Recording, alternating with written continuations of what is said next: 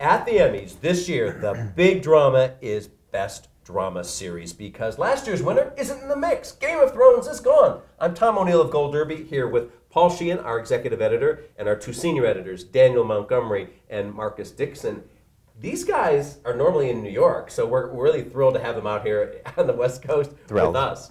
And we're going to start with just all three of you guys have a different winner for Best Drama Series. So, Paul, I've known you many years. You've been a classic Anglophile, and I could predict, as rightfully so, that you are for. Well, for The Crown, of course. Why? This incredibly ambitious series. You know, $100 million that Netflix spent on it. Every dollar or pound shows on the screen. It's beautifully crafted, extremely well written by Peter Morgan, Oscar nominee for The Queen. And it's a wonderful historical drama that feels very contemporary at the same time. It came out a while ago. I would say yes to all the things you just said if it was 2-3 months ago. But do you think that's a factor that it was released, more than 6 months ago now, right? Right, but it's Netflix, which has sort of become the big player in the game. I mean, they send out that, 50-pound box with all their TV Three shows. 50-pound boxes, that's what they usually say. Yes, I'm not worried about that. I mean, I think that, and also there's enough buzz around it still, and they've done some great FYC events here in Los Angeles. So why didn't the British like it? Why did it get shut out of BAFTA? This British TV show. Because it's being talked about as an Emmy frontrunner, and BAFTA. I'm sure that was the reason. Come on. Yeah, absolutely. Just like Downton Abbey. Downton Abbey couldn't even get nominated for most of its years. It won Best TV Movie miniseries the first year. No. You're getting mixed up with the Emmys. Didn't do anything at the BAFTA. Oh, you're talking about BAFTA, right? Yeah, it didn't do anything I think at BAFTA gets jealous when one of their big shows gets, big press in America. They shun that. Yeah, show. I mean, BAFTA is all. You don't even want to get into BAFTA. The Emmys does it right. The Emmys has 24,000 people voting, and they let those 24,000 people decide on programs. At BAFTA, they canvass their 6,000 members, and then they reduce it down to a committee of 6 or 8 who actually decide nominees and winners. So it's a completely different animal. So okay. Daniel, you are dangling from a thin, shaky limb for the winner in this category, which will be.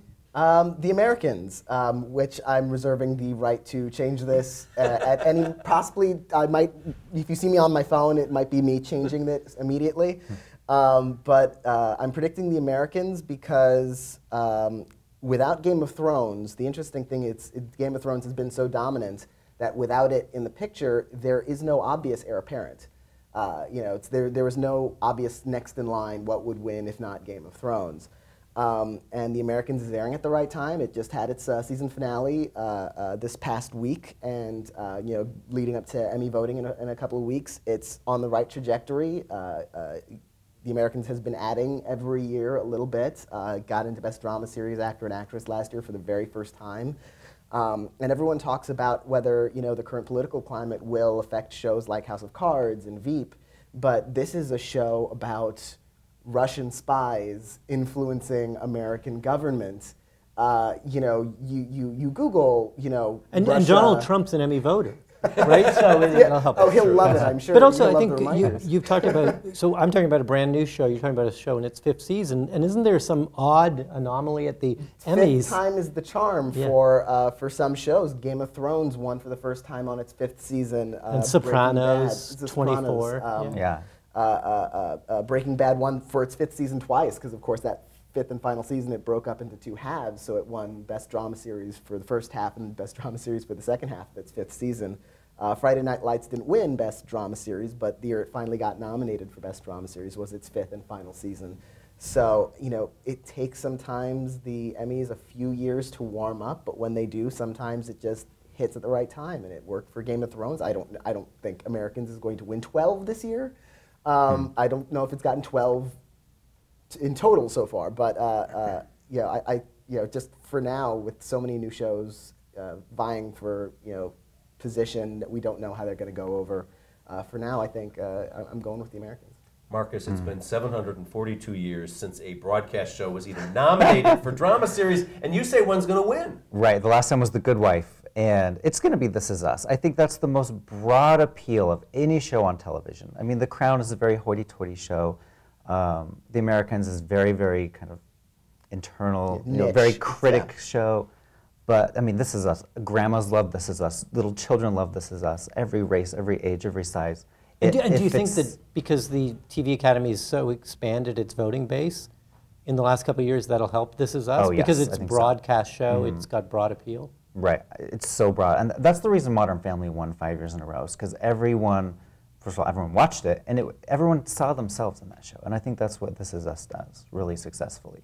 And it was a water cooler show. It was a show that you had to watch. It was a show that critics loved. It has all of the key elements that you need to win. Right. Normally. It's going to get a lot of acting nominations. Is the new voting system a wild card here? In other words, last year we saw this big upset with Tatiana Maslany winning Best Drama Actress, and something that we hadn't foreseen because... And the new voting system being the fact that only #1 votes count now. You just check off a winner, and then the one with the most votes wins.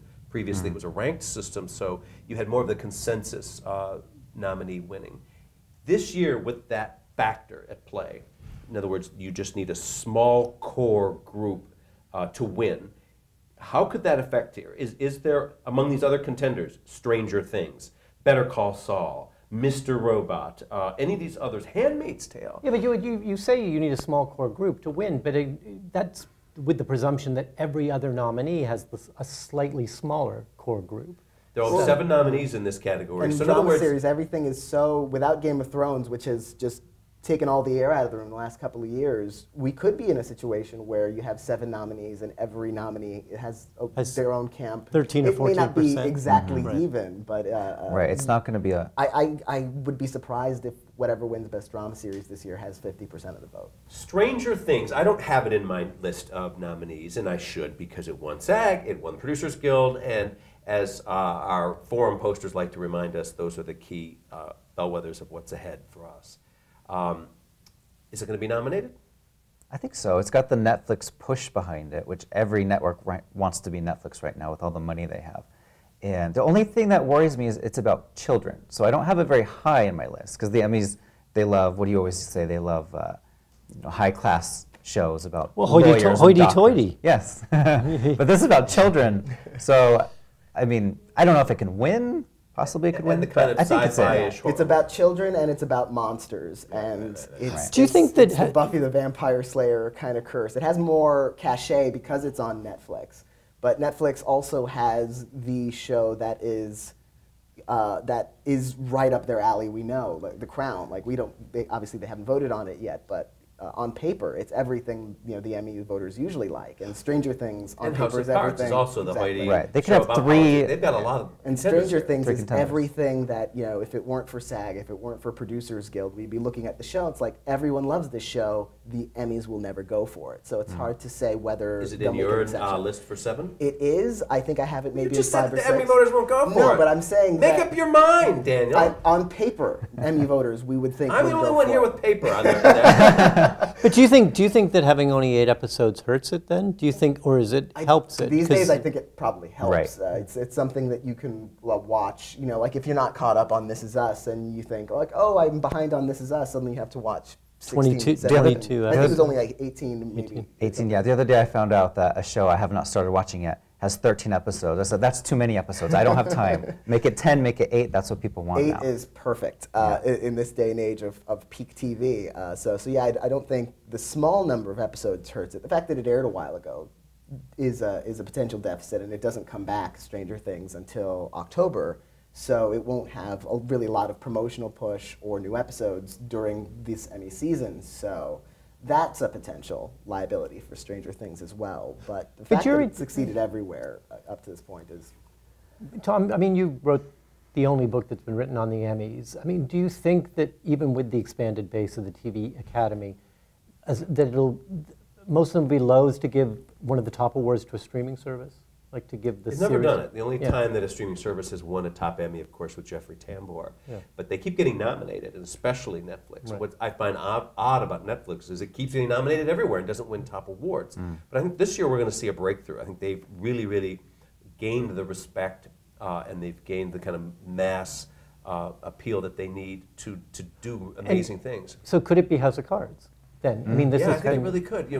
Daniel's point about sometimes it takes 5 years or all these years to break through. Yeah, it really could. And this season is really, important. And now, plus all the intrigue going on in the real White House, where we thought things could never get so strange as we see on House of Cards in real life. Well, Mr. Trump has certainly proved that wrong. And this is the year, too. If it can't win this year, Game of Thrones is back next year and the year after. I think it's going to win both of those. Why not? So if House of Cards and The Americans, both 5-season shows, if they can't win now, I don't think they can. And House of Cards was smart this season. They've always premiered their seasons earlier in the spring, February, around there. They listen to us. They went up like did it go up an hour ago or something, like right before like midnight on June 1st, and just so be the last one in the door. And Netflix actually reserved a lot of their top contenders for May releases. And I think they know they want, because a streaming service like Netflix that premieres all of its episodes all at once, you kind of have one big moment of publicity, and you want that to be as close to the voting period as possible. And they certainly went right up to the line with that. Is it smarter, Marcus? Oh, that yeah. Hulu kind of staggered as a streaming service their releases instead of just dumped everything and run?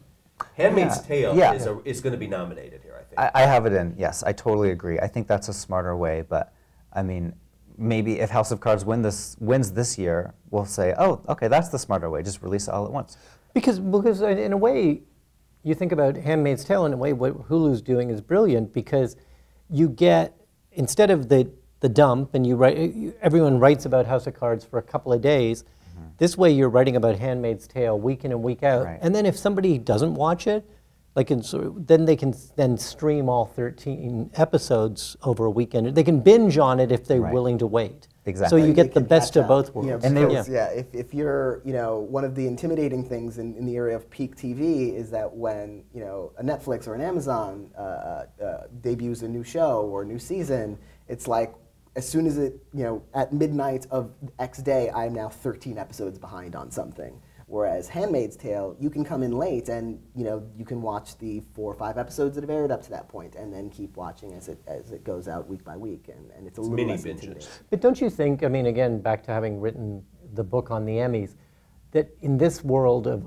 hundreds of contenders, it's ridiculous that the TV Academy has just 7 nominees in drama. They should have a top 10. The Oscars, they should all have top 10 in all these top categories. Yeah. Absolutely. It's ridiculous if they don't. Can you imagine an Emmys where HBO does not have a series up for Best Drama Series? I can't. So if, and we haven't talked about one of their shows being a frontrunner yet, they have 2 strong contenders here. They have Westworld and they have The Leftovers. Which of those shows, if only one gets in, has a better shot? I would say Westworld. I mean, Leftovers has had 2 chances to get in. It's been snubbed both times. Americans had 4 chances to get in before last year, and they didn't. So there goes that argument. But the Leftovers is left over. It's done. It's done, but it's Friday Night Lights, Star Trek: The Last Generation. These other shows have gotten nominated in their final years. If you look at our message boards at Gold Derby, and you see which shows really had passionate buzz, and they're just The Leftovers. Have you noticed that thread is 7 million posts long? The ratings are so low for The Leftovers, though. Westworld was Orange is much the New higher. Black. Nobody watched it. And you can say that about Orange is the New Black is Netflix's highest, most watched show. Is it really? But you can say something like that about, say, on the comedy side, Veep. It's the lowest rated comedy series winner of all time, and just because viewership is so splintered and premium cable so infrequently wins. So I don't think the number is important. I think what The Leftovers did that was smart, as we were talking with House of Cards, Game of Thrones is out of the picture this season. It was dominating the nominations. It was dominating the wins. It's premiering in the summer. What gets its time slot and its schedule on the HBO lineup? The Leftovers. It's airing now. Its season finale is coming up now. So it's not necessarily a case where everyone who was watching Game of Thrones tunes in and goes like, "What is this show? Okay, I'll watch it and vote for it in every category."